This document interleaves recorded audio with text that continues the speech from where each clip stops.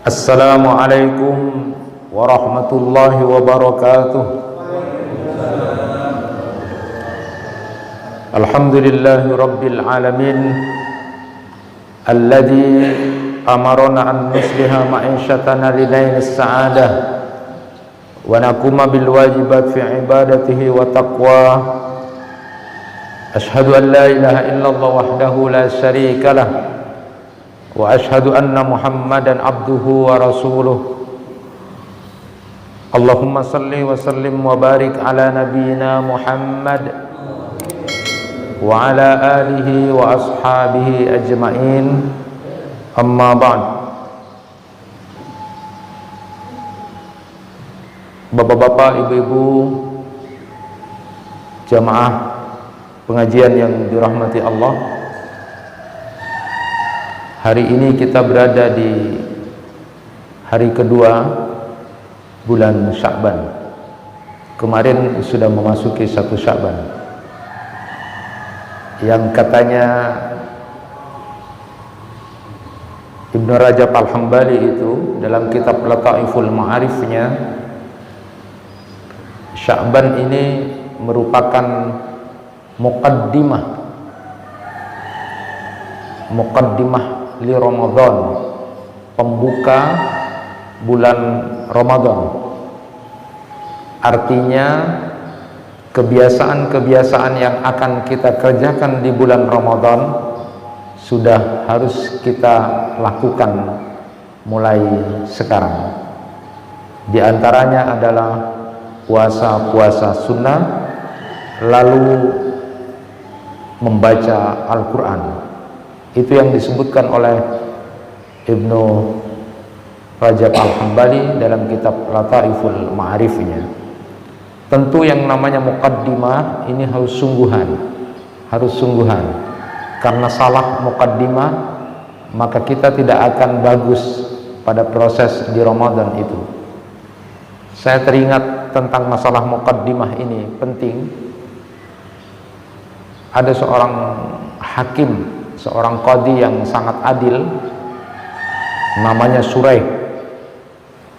Suraih ini hakim yang sangat adil, bagus. Segala keputusan-keputusan yang dihasilkan dalam setiap perkara-perkara yang disidangkan, Suraih ini adil keputusannya. Lalu kemudian ada orang yang kemudian ingin tahu kehidupan keluarganya, karena banyak orang sukses tapi kadang-kadang kehidupan keluarganya tidak sukses. Ada banyak orang yang menjadi hebat luar biasa tapi kehidupan keluarganya, mendidik anaknya, mendidik istrinya dan sebagainya tidak bagus. Oleh karena itu ada orang yang kemudian ingin tahu Suraih yang begitu sangat adil dalam memberikan keputusan-keputusannya, apakah juga keluarganya sukses. Karena ini penting menjadi ukuran kita juga. Bukankah Allah Subhanahu wa taala berfirman, ya ayyuhalladzina amanu qu anfusakum wa ahlikum nar. Jaga dirimu dan keluargamu itu. Kesuksesan seseorang kemudian dilihat dari kehidupan keluarganya itu.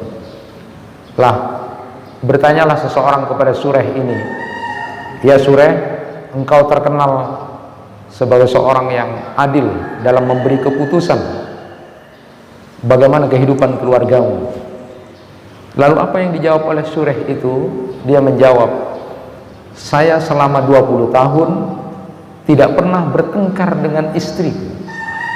Bayangkan selama 20 tahun saya tidak pernah sedikit pun bertengkar dengan istriku. Lalu bertanyalah orang ini, hebat sekali ini orang, tidak pernah bertengkar dengan istrinya selama 20 tahun. Lalu kemudian Suraih ini menjelaskan kenapa dia bisa tidak bertengkar dengan istrinya selama 20 tahun itu. Aku ingat waktu pertama kali mau beribadah dengan istriku, saat pertama kali masuk kamar, lalu aku ingin memegang ubun-ubunnya untuk aku doakan istriku itu. Lalu kemudian dia menepis tanganku.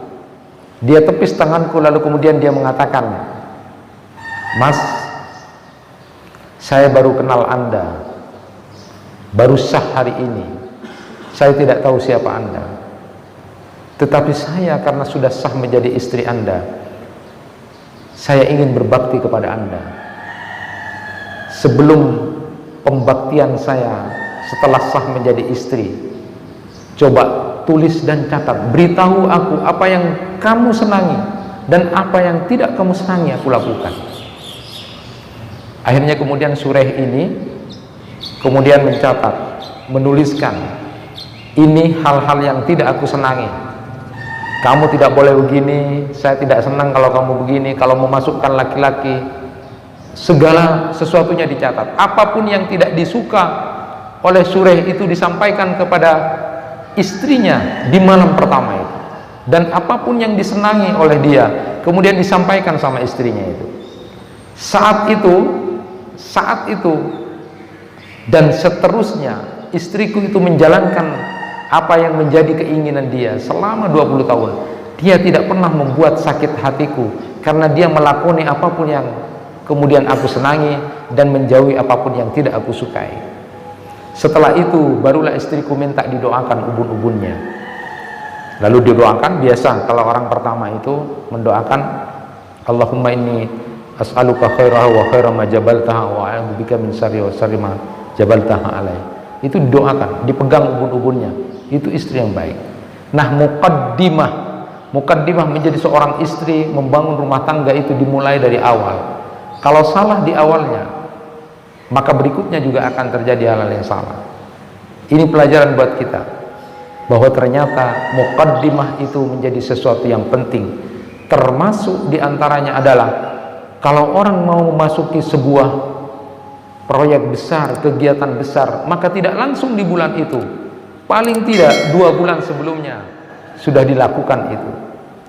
Sehingga kemudian kita dengar doa, Allahumma barik lana fi Rajaba wa Sya'bana. Itu proyek besar, bahwa proyek besar nanti adalah di bulan Ramadan. Ibarat kita mau punya hajat besar, mau mengawinkan anak kita, tidak bisa serta-merta kemudian di hari hanya, tidak. 2 bulan, 3 bulan sebelumnya sudah disiapkan. Benarkah orang ini kemudian mau mendapatkan ampunan dari Allah di bulan Ramadan? Itu sudah dimulai 2 bulan sebelumnya. Muqaddimahnya itu, kata Ibnu Rajab Al-Hambali dalam kitab Lataiful Ma'arifnya itu, stressingnya paling penting di samping sudah dimulai bulan Rajab itu adalah pada saat dia memasuki bulan Sya'ban. Dan hari ini kita berada di hari kedua di bulan Sya'ban itu. Muqaddimah itu menjadi penting agar proses kita di bulan Ramadan itu akan betul-betul mendapatkan ampunan dari Allah Subhanahu wa taala. Ma'asyiral muslimin rahimakumullah, pada kesempatan yang berbahagia ini saya ingin menyampaikan risalah kitab kecil dari Syekh Muhammad bin Alawi Al-Maliki Al-Hasani. Kitabnya sederhana tapi luar biasa, beliau tulis Madza fi Sya'ban, ada apa di bulan Sya'ban itu. Sebelum saya kemudian melanjutkan tentang kajian ini, saya ingin sampaikan di dalam Quran surat At-Taubah ayat 36 Allah Subhanahu wa taala berfirman, Inna iddatas syuhur indallahi isna asyara syahra. Mari kita sama-sama belajar dulu tentang bulan-bulan ini. Sesungguhnya bilangan bulan di perhitungan Allah itu ada 12 bulan. Inilah penting, kalau ada orang Islam, ada umat Islam kemudian di rumahnya tidak ada penanggalan kalender Hijriah, itu kebangetan. Karena belajarnya hidup kita ternyata dalam perhitungan itu adalah Hijriah. Paling tidak di rumah kita itu, untuk tahu kemudian nanti puasa Ayyamul Bid itu kapan, punyalah penanggalan itu 13, 14, 15. Lalu kemudian berbekam, misalnya yang dianjurkan oleh Rasulullah SAW tanggal 17, 19, dan 21. Bagaimana kita kemudian tahu tentang kesehatan? Rasulullah SAW dalam hidup beliau tidak pernah sakit beliau cuma 2 kali. Ada riwayat lain yang mengatakan 3 kali. Sakitnya Rasulullah SAW yang pertama itu adalah pada saat menerima wahyu pertama. saat kemudian demam, lalu kemudian gemetar Rasulullah SAW minta selimuti istrinya. Itu demam pertama Rasulullah SAW. Yang kedua, pada saat beliau kemudian mau meninggal dunia, ada demam begitu. Ada riwayat yang menyatakan Rasulullah SAW sakit 3 kali. Yang ketiganya itu pada saat kena sihir orang Yahudi itu. Ada 2, ada 3. Hebatnya Rasulullah SAW, dan itu dimulai karena memahami waktu. Jadi kalau di rumah kita ada penanggalan hijriah, luar biasa. Sudah tanggal berapa? Ayyamul Bid dikurung 13, 14, 15. Saya mau bekam nanti tanggal 19 atau 21. Ini saja kemudian dilakukan luar biasa. Ada penelitian sekarang, kalau orang mau sehat, paling tidak dia membiasakan diri berpuasa 3 hari setiap 1 bulan minimal. Lalu kemudian nanti dia bekam pada tanggal 17, 19 atau 21 di saat naik darah kita luar biasa itu.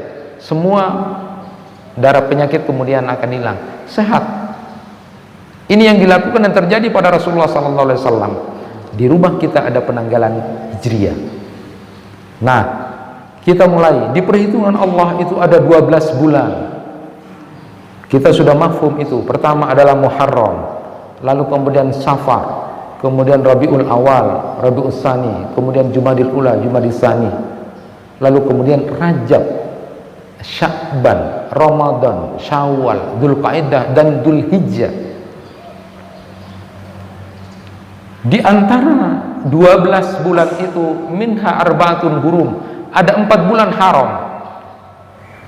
Saya tertarik dengan apa yang disampaikan oleh Ibnu Hajar Al-Asqalani dalam Fathul Barinya, ketika kemudian mengambil hikmah tentang minha arba'atun hurum, itu ada 4 bulan haram gitu. Bapak dan Ibu, mari kita bedah sedikit tentang 12 bulan itu.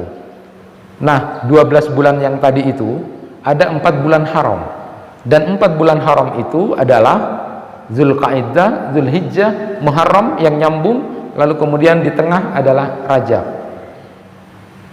Apa hikmahnya? Yang pertama disebut oleh Ibnu Hajar Al-Asqalani itu. Pertama, hikmahnya adalah, coba perhatikan, bulan haram yang pertama adalah Muharram. Lalu kemudian bulan haram yang kedua itu adalah Dzulhijjah. Artinya pembuka dan penutup harus bagus. Kita hidup ini harus mulai dari sesuatu yang bagus, dan kalau nanti kita berakhir juga harus dalam keadaan baik. Itu makna yang pertamanya. Kenapa kemudian bulan haram itu Muharram, ada Dzulhijjah. Membuka lalu menutup hidup kita harus bagus. Dalam konteks keseharian kita, kita masuk apa saja harus dalam posisi yang baik, keluar juga dalam keadaan baik. Kalau jadi pegawai, masuk dengan baik, nanti kalau pensiun dia menjadi pegawai yang baik. Masuk keluar dalam keadaan baik, masuk rumah orang lain dalam keadaan baik, keluar juga dalam keadaan baik, dalam porsi yang tinggi. Maka disebutlah di situ bulan Muharram dan Dzulhijjah, membuka menutup harus menjadi bagus. Nah, kemudian di tengah-tengahnya ada bulan Rajab. Di samping kita masuk sesuatu itu dengan bagus, maka keluar juga harus dalam keadaan bagus. Dilihat oleh Allah prosesnya. Di tengah-tengah itu ada bulan Rajab, harus juga bagus. Lalu kemudian penjelasan kedua dari beliau Ibnu Hajar Al-Asqalani, kenapa bulan haram yang keempat itu adalah Dzulqa'dah. Dzulqa'dah, Muharram, Rajab, Dzulqa'dah, lalu Dzulhijjah. Kenapa? Kata beliau, stressing hidup seseorang itu ditentukan akhir hidupnya. Innamal a'malu bil khawatim. Sesungguhnya apapun yang kita lakukan, aktivitas yang kita lakukan ini tergantung kepada akhirnya. Maka kalau kita baca di hadis Al-Arba'innya Imam An-Nawawi itu, di hadis yang keempat itu, ngeri Pak, ngeri. Ini peringatan buat kita.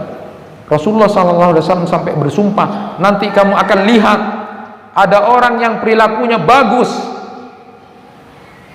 amalnya bagus, dilihat dari penampakannya, sehingga seolah-olah antara dia dan surga sudah tinggal satu hasrat. Wah, kalau itu sudah surga itu, orang itu sudah surga itu. Dilihat penampakannya, orang ini sudah surga. Tapi di catatan Allah, orang ini di akhir hidupnya, naudzubillah, melakukan perbuatan neraka sehingga kemudian dia masuk neraka. Sebaliknya, ada orang yang kelakuannya sudah seperti menurut neraka dikit. Tapi di catatan Allah, orang ini di akhir hidupnya ternyata melakukan perbuatan surga sehingga dia masuk surga. Inilah hal yang harus kita perhatikan. Innamal a'malu bil hawatim. Sesungguhnya hidup ini tergantung kepada akhirnya. Maka stressing di bulan haram itu adalah Dzulqa'dah, Dzulhijjah. Paling penting dalam hidup ini adalah akhir. Maka dalam ajaran agama kita tidak boleh menghina, merendahkan seseorang itu, karena bisa jadi orang itu kemudian bertobat di akhir hidupnya, lalu kemudian diangkat derajatnya oleh Allah. Begitu sebaliknya, jangan terlalu memuji-muji, karena bisa jadi di hadapan Allah kemudian menjadi terbalik. Maka pernah saya sampaikan itu, pesan dari kiai saya itu yang berulang-ulang beliau sampaikan, nah, Tuhan itu maha gaib, tetapi bukan teka-teki, tetapi manusia yang real, manusia yang nyata ini bisa kelihatan masih teka-teki. Kita tidak ada yang tahu mati kita model apa, sakitkah, ditabrak mobilkah, keserempetkah, jatuh dari pesawat, tidak ada yang tahu. Oleh karena itu, ketaatan-ketaatan yang kita lakukan kepada Allah itu betul-betul harus menjadi penuntasan kita, penghambaan kita kepada Allah Subhanahu wa taala. Akhir hidupnya. Ada ulama hadis kemudian memberikan gambaran, Bapak dan Ibu sekalian, siapa sih orang yang kemudian baik itu lalu kemudian akhir hidupnya ternyata dia jelek, atau sebaliknya. Ulama hadis itu kemudian menyatakan setidaknya ada 5 contoh orang-orang yang kemudian akan mengalami itu. Yang pertama adalah orang yang baik, tapi ternyata akhir hidupnya dia mengalami ujian musibah yang besar, sehingga kemudian dia tidak kuat dengan ujian hidupnya, lalu mati bunuh diri. Allahumma inna nas'aluka al-afwa wal afiyah. Ada orang yang hidupnya baik, Bapak, tapi kemudian di akhir hidupnya dia mendapatkan ujian dari Allah, dia mendapat cobaan besar dari Allah, lalu kemudian dia malu, lalu kemudian dia takut, lalu dia bunuh diri, padahal dia orang baik.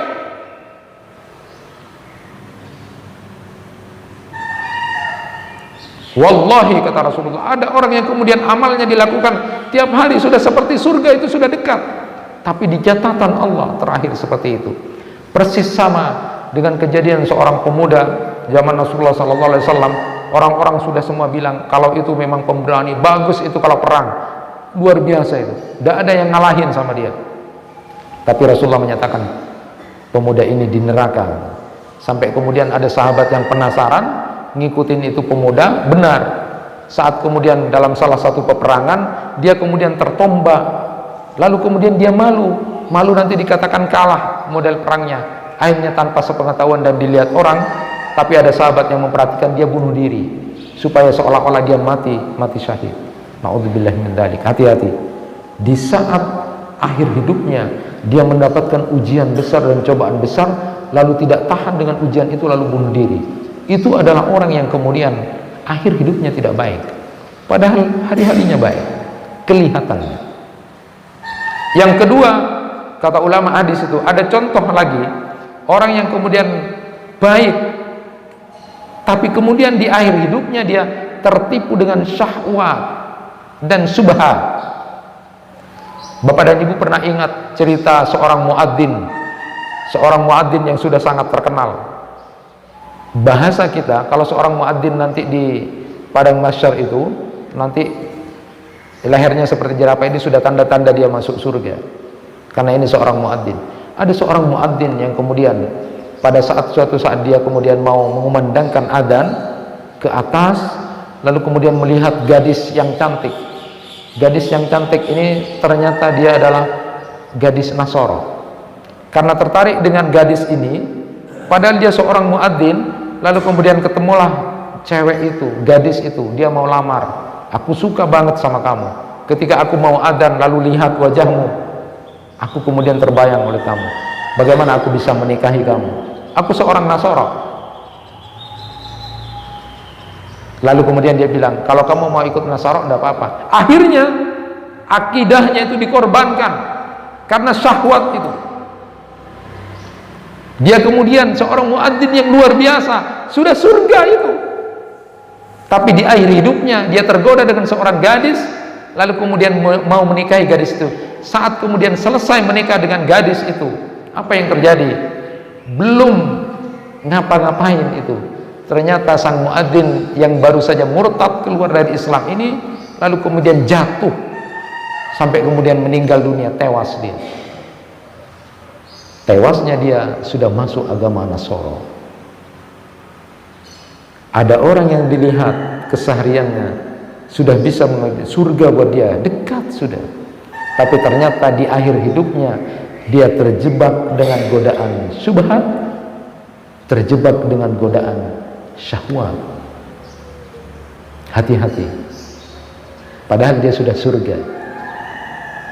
Yang ketiga adalah model orang yang kemudian di akhir hidupnya dia kemudian berkata-kata kufur sehingga kemudian dia murtad. Hati-hati, kalimat-kalimat yang keluar dari kita ini kadang-kadang banyak yang tidak sesuai dengan ajaran-ajaran agama kita. Dan yang keempat, ada orang yang kemudian dilihat hidupnya, kenapa dia baik? Ternyata semua kehidupannya adalah riya. Dia memang melakukan amal yang bagus, tapi riya, ingin dipuji oleh orang, ingin disaksikan oleh orang lain, bukan karena Allah yang dia lakukan, sehingga kemudian amal yang dia lakukan semuanya tidak ada gunanya di hadapan Allah. Orang yang mati dalam keadaan seolah-olah dia beramal bagus, tapi semua amalnya tidak bernilai di hadapan Allah karena dia itu riya. Bukankah dalam hadis riwayat Abu Hurairah itu luar biasa, saat Abu Hurairah ditanya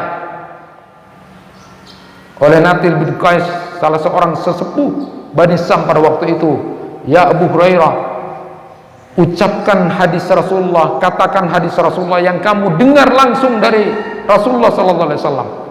Saat kemudian sempat Abu Hurairah berpikir sejenak, lalu kemudian tersungkur, Abu Hurairah itu pingsan. Lalu setelah lepas dari pingsannya kemudian mengatakan, ada satu hadis Rasulullah sallallahu alaihi wasallam yang sampai saat ini terkenang dan membuat aku kemudian takut. Kata Abu Hurairah, Rasulullah sallallahu alaihi wasallam bersabda, nanti di akhir akhirat, di hari persidangan akan ada 3 kelompok manusia di hadapan Allah Subhanahu wa taala. Mereka mengadu, kelompok yang pertama, Tuhan, di dunia kami rajin salat, tapi kami dicatat sebagai orang-orang yang tidak pernah salat. Tuhan pun menjawab, tidak ingatkah kalian di waktu kalian lakukan itu kalian hanya minta pujian manusia? Kalau itu yang kalian cari, cari manusia yang kalian mintakan pujian itu. Tuhan, di dunia kami rajin bersedekah, tapi kami dicatat sebagai orang-orang yang tidak pernah bersedekah. Tuhan pun menjawab, tidak ingatkah kalian di waktu kalian lakukan itu kalian hanya minta pujian manusia?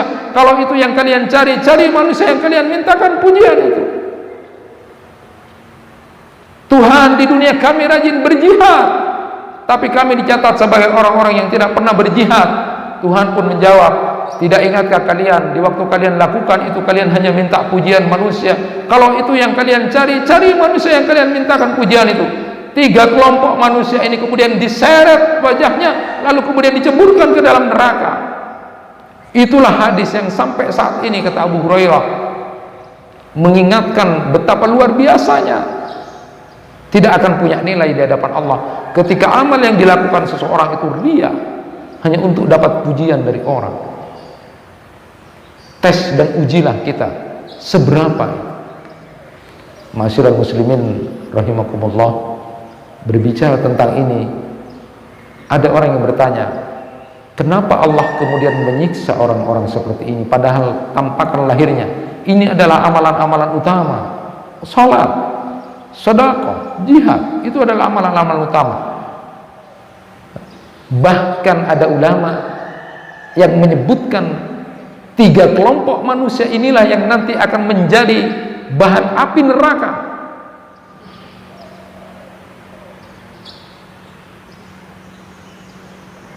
Di dalam Quran surat At-Tahrim sudah diingatkan, jaga dirimu dan keluargamu dari api neraka yang bahan bakarnya dari manusia, dari batu dan manusia.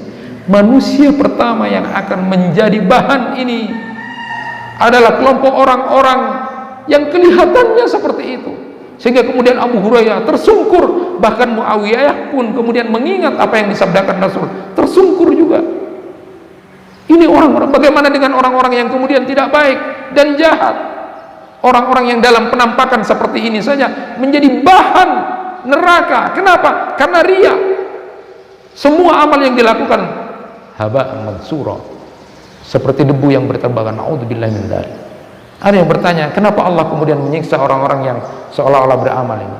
Jawaban yang kemudian disebutkan bahwa Allah Subhanahu wa ta'ala ketika melihat seorang hamba melakukan amal, tapi hamba ini hanya untuk dipuji, lalu kemudian Allah memanggil malaikat-malaikatnya, lihat, hambaku sekarang sedang memperolok-olok aku, hambaku sedang memperolok-olok aku. Dia seolah-olah beramal tapi ingin dipuji. Bagaimana kalau Tuhan kemudian sudah merasa itu diolok-olok? Kita saja kalau diolok-olok orang marah kita, kalau ada orang ngolok-ngolok kita marah kita. Bagaimana kemudian Allah memberikan gambaran orang yang riya ini seolah-olah seperti memperolok-olokku, kata Allah. Bersihkan hati kita, ini tidak main-main. Ketika Syekh Yusuf Al-Qaradawi kemudian juga menjawab pertanyaan tentang kenapa orang itu disiksa, padahal dia kelihatannya beramal tetapi ria, karena Allah itu maha pencemburu. Allah maha pencemburu, tidak mau disyarikatkan. Maka dosa yang tidak akan pernah diampuni nanti adalah syirik, mati dalam keadaan musyrik, karena Allah tidak mau disyarikatkan dengan siapapun. Maha pencemburu. Bukankah kalau bapak kemudian ketahuan istrinya kemudian nakal dan serong, bapak marah? Apalagi ibu kemudian mengetahui, kemudian bapak akan marah, karena tidak mau awalnya seperti itu.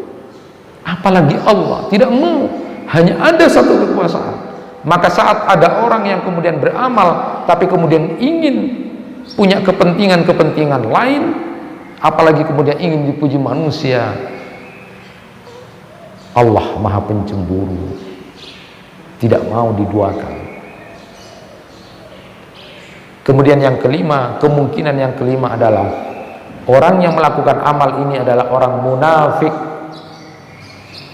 Dia sebenarnya adalah orang yang benci terhadap Islam, tapi pura-pura berpenampilan Islam. Banyak sekarang itu kita saksikan dan kita lihat, tetapi tidak boleh menjustifikasi penampilannya seperti orang Islam, tapi sebenarnya dia tidak pernah suka dengan Islam. Dia orang munafik. Itulah kemudian yang disebutkan oleh ulama hadis, kenapa dan siapa model orang yang kemudian seolah-olah penampilannya bagus tapi kemudian nanti di catatan akhirnya dia masuk neraka karena akhir hidupnya seperti itu. Sebaliknya ada orang yang kemudian dia kelakuannya seperti biasa saja, jelek, jahat, tapi kemudian di catatan Allah di akhir hidupnya dia bertobat, lalu kemudian sebentar saja lalu kemudian dimasukkan ke surga. Bapak dan Ibu pernah ingat riwayat yang pertama, seorang pembunuh 99 orang dibunuh. Bayangkan pikiran kita dengan 99 orang dibunuh. Membunuh satu orang saja sudah kepikiran kita, apalagi 99. Dosa besar yang luar biasa. Sampai kemudian membunuh 100 orang, tapi dia mau bertaubat kepada Allah dengan sebenar-benarnya. Lalu kemudian pada saat terakhir dia ditentukan oleh malaikat rahmat dan malaikat neraka itu, ternyata langkah orang ini pertobatannya benar. Ini dosa yang besar, tetapi karena pertobatan yang sungguh-sungguh dia diampuni oleh Allah dan masuk surga. Dan yang kedua, riwayat yang menyatakan ada orang yang baru masuk Islam pada waktu itu, mu'allaf, baru masuk Islam, lalu kemudian terang mati syahid. Nah, inilah yang disebut dalam hadis itu amila qalil wa ujr katsira. Dia melakukan amal yang sedikit tapi kemudian mendapatkan pahala surga. Hati-hati. Disinilah rahasianya kenapa antara seseorang, antara muslim dengan yang lain, antara kita tidak boleh merendahkan, menghina. Tidak boleh, karena kita tidak tahu siapa diri kita dan akhir kita. Ibnu Qayyim al-Jauziyah itu menyatakan ada 3 rahasia yang kemudian harus kita pahami bersama. Pertama, kita tidak tahu di ketaatan mana Allah memberikan ridhonya kepada kita. Oleh karena itu jangan pernah sedikit pun meremehkan ketaatan kepada Allah, walaupun itu kecil. Hanya membuang duri di jalan, hanya membuang batu di jalan, hanya kemudian melangkahkan kaki ketika keluar dari masjid, kakinya kaki kiri, lalu kemudian berdoa. Bukankah itu amalan-amalan kecil? Masuk kamar mandi lalu berdoa kaki kiri, bukankah itu amalan-amalan kecil? Tapi bukankah kemudian banyak amalan-amalan kecil ini yang kemudian justru meloloskan kepada surga? Kenapa? Karena yang dilakukan itu ikhlas. Tidak ada orang yang mau dipuji masuk kamar mandi. Tidak seperti amal-amal kita yang tampak itu. Maka jangan pernah meremehkan sedikit pun amal sekecil apapun, karena Allah merahasiakan di ketaatan mana kemudian Allah akan memberikan ridhonya. Yang kedua, Allah juga merahasiakan tentang murkanya dan azabnya. Maka jangan pernah kemudian meremehkan dosa-dosa dan kesalahan yang kita lakukan. Mungkin kita seolah-olah tidak melakukan dosa-dosa besar, tapi kita tidak tahu murka Allah justru mungkin hanya dengan omongan-omongan, hanya perkataan-perkataan yang ringan tetapi menyakitkan saudara kita, bisa jadi Allah murka. Oleh karena itu jangan pernah kemudian meremehkan dosa dan kesalahan yang kita lakukan.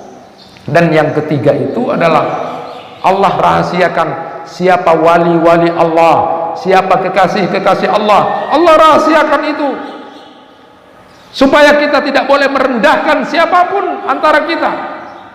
Jangan kita kemudian merasa bangga karena punya dasi, punya baju yang mewah, punya rumah yang besar. Jangan. Orang-orang yang kemudian kita seolah-olah hinakan secara sosial, status sosial, tukang beca, tukang sampah, padahal dia orang yang baik. Ketika adzan dia kemudian jangan pernah merendahkan dan meremehkan Allah, meremehkan orang-orang seperti ini. Kenapa? Karena Allah rahasiakan kekasih-kekasih Allah itu. Merasa menjadi ujub, bangga diri kita jadi orang. Jangan. Allah rahasiakan kekasih-kekasih Allah supaya kita tidak merendahkan antara satu dengan yang lain. Itulah kemungkinan-kemungkinan dalam hadis itu disebutkan orang-orang yang kemudian akhir hidupnya menjadi jelek, tetapi ada juga orang yang kelihatannya dia menjadi orang yang jauh, tapi di catatan Allah menjadi orang yang luar biasa baik. Ma'asyiral muslimin rahimakumullah, maka saya singkat saja, mada fi Sya'ban itu disebutkan oleh Syekh Muhammad bin Al-Maliki Al-Hasani itu di mada Sya'ban itu. Sya'ban itu artinya adalah syekh. Jadi jalan terjal ke gunung, banyak jalan-jalan kebaikan. Kalau Imam An-Nawawi dalam Riyadhus Shalihin melihat ada banyak kebaikan-kebaikan yang bisa kita lakukan, terutama di usia senja. Ada juga menyatakan Sya'ban, ini Sya'ban, ini cabang, ada banyak kebaikan, karena ini adalah parameter pembuka menuju Ramadan. Maka segala habit kebiasaan yang akan dilakukan di Ramadan harus dilakukan. Terutama kita, apa yang harus dilakukan di usia-usia seperti kita yang sudah berada di atas 45 tahun, 40 tahun. Kalau kita merujuk kepada Quran surat Al-Ahqaf ayat 15, sama seperti doa yang kemudian diabadikan oleh Allah, Rabbi auzi'ni an askura nikmataka allati an'amta alayya wa ala walidayya wa an a'mala shalihan tarda wa aslih li fi dzurriyyati inni tubtu ilaika wa inni minal muslimin. Yang harus dilakukan oleh kita adalah banyak bersyukur banyak-banyak bersyukur. Kemudian yang kedua yang harus kita lakukan adalah berbakti, berdoa kepada orang tua kita yang masih hidup atau yang sudah meninggal. Yang ketiga, mikir anak dan cucu. Bukan kita yang bergaya, bermodel. Epak dan emaknya masih bergaya dan bermodel, tidak mikir anak dan bukan. Yang keempat adalah banyak-banyak bertaubat sudah. Yang kelima, sudah banyak-banyak tawakal sama Allah. Itu saja yang dilakukan. Nah, di bulan Sya'ban ini adalah waktu yang luar biasa. Allah buka kesempatan. Maka Rasulullah SAW menyatakan, hati-hati dengan bulan yang disepelekan, karena berada di dua bulan penting. Rajab itu bulan haram, Ramadan itu adalah bulan penuh dengan keberkahan. Sya'ban itu apa? Ingat, daka syahrun yakfulun nasu anhu, kata Rasulullah. Ini adalah bulan yang disepelekan orang. Padahal di sana ada peristiwa-peristiwa besar. Satu, perpindahan arah kiblat. Ini terjadi di bulan Sya'ban. Saat Rasulullah sudah 17 bulan 3 hari berdoa kepada Allah, pindahkan ya Allah, aku mohon ya Allah, arah kiblat ini jangan ke Baitul Maqdis. Lalu kemudian turunlah ayat. Pada saat itu kemudian Allah Subhanahu wa taala menyebutkan, fawalli wajhaka syatral masjidil haram. Sudah mulai sekarang ke Masjidil Haram. Perpindahan kiblat itu menurut Syekh Hanafi Al-Mahlawi dalam kitab Ayyamullah, hari-harinya Allah itu adalah kemenangan buat umat Islam terhadap orang-orang Yahudi. Kenapa? Karena orang-orang Yahudi itu kelakuannya jelek, selalu tidak menepati janji, selalu melakukan konspirasi untuk melakukan yang tidak baik. Itu orang-orang Yahudi. Kalau ada orang-orang seperti ini, sama dengan orang Yahudi. Kelompok-kelompok orang yang kemudian berniat jahat, berniat tidak baik, itu sama dengan orang Yahudi. Rasulullah tidak mau kemudian kebanggaan-kebanggaan mereka itu kemudian masih ke Baitul Maqdis. Pada waktu minta ke Masjidil Haram, dikabulkan oleh Allah Subhanahu wa taala. Berarti kemenangan luar biasa umat Islam kepada orang-orang Yahudi itu terjadi di bulan Sya'ban. Yang kedua, di bulan Sya'ban ini adalah laporan amal manusia, dan ini yang luar biasa. Hati-hati, laporan tahunan kita kemudian akan dilaporkan kepada Allah oleh para malaikat yang bertugas di bulan Sya'ban ini. Pernahkah kemudian kita segelisah itu? Apakah kemudian kita tidak menjadi orang gelisah? Rasulullah SAW menyatakan, siapa yang gelisah karena satu hal, yaitu kegelisahannya tentang nasibnya di akhirat, maka urusan dunia akan menjadi kecil. Sebaliknya, kalau kegelisahan hidupnya hanya persoalan-persoalan dunia, maka Allah tidak akan pedulikan dia mati di mana, hancur di mana dengan keduniaan itu. Dia mungkin mati dan hancur karena jabatan dan kekuasaan yang direbut. Dia mungkin mati dan hancur dengan harta yang dia cari setiap hari. Dia mungkin mati dan hancur dengan pria idaman atau wanita idaman lainnya. Allah tidak peduli kalau orang ini kemudian gelisah hidupnya hanya persoalan dunia. Laporan tahunan kita akan dilaporkan oleh para malaikat di bulan Sya'ban ini. Bapak dan Ibu sekalian, sekedar disampaikan laporan kepada Allah tentang siapa diri kita dalam keseharian itu adalah waktu subuh dan waktu asar. Malaikat bergantian melaporkan kepada Allah. Maka berbahagialah orang yang di waktu subuh dan di waktu asar dia kemudian tidak ketinggalan untuk dalam keadaan salat kepada Allah Subhanahu wa taala secara berjamaah dan di awal waktu. Subuh dan asar itu dilaporkan oleh para malaikat kepada Allah. Asar, saya sampaikan pentingnya asar.